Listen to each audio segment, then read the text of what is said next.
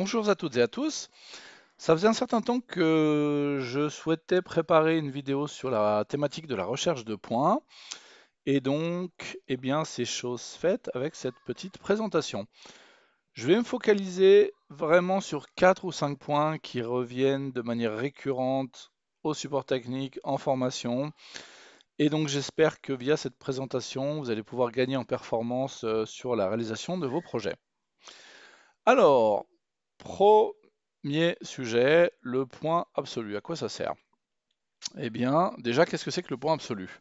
C'est interprété en fait comme le 0,0 du système de coordonnées générales, si on veut employer une terminologie AutoCAD, c'est-à-dire que c'est pas l'origine du système de coordonnées géographique, mais c'est vraiment le 0,0 du fichier de dessin. Donc en fait, c'est l'origine au sens digital. C'est-à-dire que en fait, c'est par rapport à cette origine que les coordonnées des différents objets du dessin, par exemple une ligne, vont être codées à l'intérieur du fichier de dessin. Voilà. Donc, à quoi ça va servir cette recherche de points absolus? Eh bien, par exemple, lorsqu'on a des objets qui sont très éloignés de ce point absolu, eh bien, on va avoir des problèmes de déformation de l'affichage. Ça, c'est pas propre à Nova. Tous les logiciels CAD ont cette problématique. Si vous regardez, lorsque je bouge mon curseur de souris en bas à droite de l'écran, on a des coordonnées qui sont très élevées. Donc, ce que je vais pouvoir faire, c'est pas la solution la plus élégante, mais elle est efficace et simple à comprendre. C'est qu'en fait, je vais déplacer le contenu de mon dessin, je vais le rapprocher du zéro absolu. Donc, pour cela, je vais procéder de la manière suivante. Je vais sélectionner tous mes objets. Je vais appliquer la fonction déplacer. Je vais partir de l'origine de mon système de coordonnées universelles, par exemple. Et comme point final, eh bien, je vais les capturer en appelant le point absolu. Ici, le 0, 0, 0. Donc, je clique directement sur OK. Et ben, on voit ce que ça donne, un vecteur qui est gigantesque ici, avec des coordonnées lunaires. Je valide mes coordonnées. Et si, en utilisant la fonction zoom sur les éléments de Nova, n'arrive pas à zoomer, eh bien, je vais appeler cette fonction du menu fichier programme de service, réparer, examiner la distribution des éléments, et je double-clique ici. Voilà, je retrouve mes petits. Donc maintenant, on a corrigé les problèmes de déformation de l'affichage. Et si je déplace mon curseur de souris vers un élément quelconque, ben, on voit que les coordonnées en bas à droite de l'écran, c'est des coordonnées maintenant qui sont raisonnables. Voilà donc pour cette première fonction. Ensuite, je voudrais vous présenter la fonction point de projection. Elle est toute bête. En fait, l'idée, c'est vous voulez placer un objet, par exemple une bouche là. Vous ne savez pas exactement et vous ne voulez pas savoir où sur votre mur, par exemple, mais vous voulez que cette bouche soit contre le mur. Donc là, cette fonction, c'est le candidat idéal. Ça va les capturer par rapport à l'endroit où votre curseur de souris se trouve actuellement, le point le plus proche contre la ligne la plus proche, orthogonalement. Donc, je valide par un clic et voilà ce que ça donne. Voilà pour le point de projection. On peut éventuellement voir un deuxième exemple. Je vais tirer une ligne qui part de là et qui arrive ici, par exemple. Voilà le résultat. Ensuite, je vais vous présenter le point de base, qui est une super fonction depuis la version 17, mais qui était épouvantable à utiliser dans les versions précédentes. Et maintenant qu'elle est top, eh bien, je vais vous la présenter.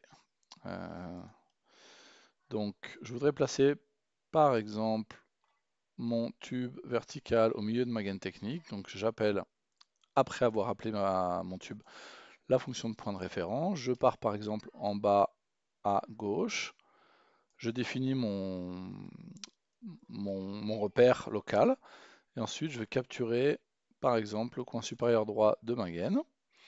Et ensuite, je vais tout simplement sélectionner sur un demi, enfin, je vais cliquer sur un demi, et je valide par OK, c'est terminé. Deuxième exemple, je souhaiterais, par exemple, positionner une bouche VMC dans ma pièce là, mais au milieu de la gaine technique, donc à peu près comme ça. Donc je vais procéder de la manière suivante. Je vais définir mon repère ici pour commencer. Je vais cliquer par exemple comme ceci, là. Et ensuite, je vais dire je veux uniquement prendre en compte l'axe 1.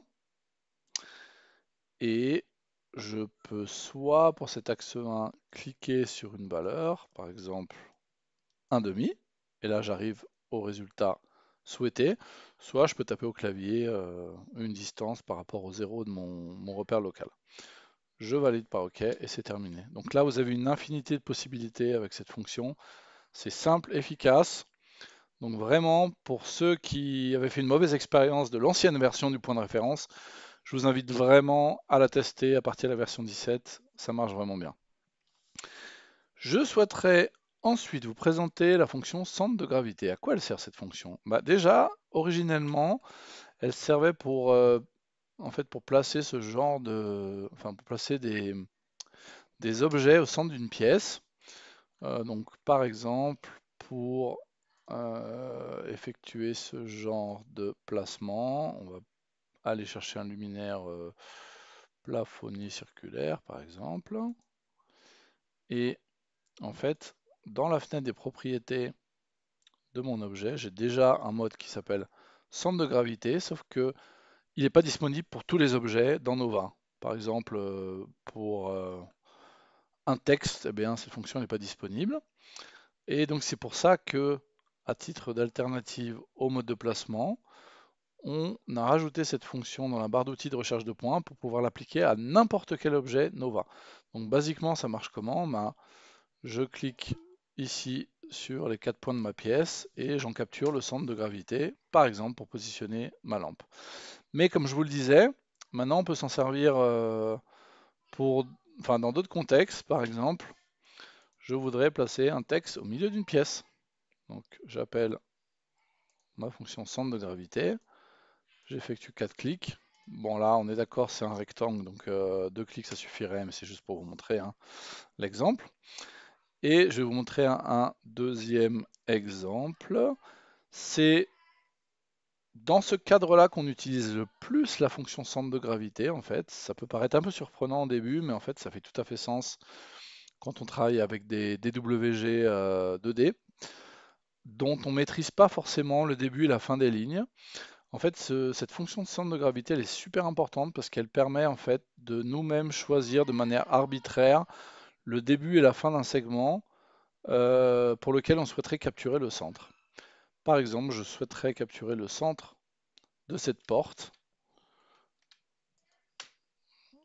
Eh bien, j'appelle la fonction, je clique sur centre de gravité et là, je vais tout simplement faire 2 clics pour capturer le centre par rapport aux 2 points de mon choix. Voilà. Et enfin, l'intersection par prolongation. Cette fonction s'en sert pas très souvent, mais quand on s'en sert, c'est qu'on en a vraiment besoin. Alors, supposons que là j'ai un polygone, je crois que c'est le polygone qui représente l'ascenseur. Il se trouve qu'il a mal été défini. Alors, là pour ma démonstration, c'est pas exprès. J'étais en train de chercher en fait un exemple d'application et j'en trouvais pas et je suis tombé sur ce polygone qui avait mal été défini. Donc ça tombe très bien, puisqu'en fait, le coin ici, là, je voudrais exactement qu'il soit à l'intersection de ce mur-là et de cette arête-là en bas. Donc pour ça, je vais utiliser le point d'intersection par prolongation. Ensuite, je dirige mon curseur de souris vers une première ligne ou un premier segment. Ensuite, idem pour la deuxième ligne ou le deuxième segment. Et voilà le résultat. C'est tout donc pour cette petite présentation de quelques fonctions de recherche de points. À très bientôt.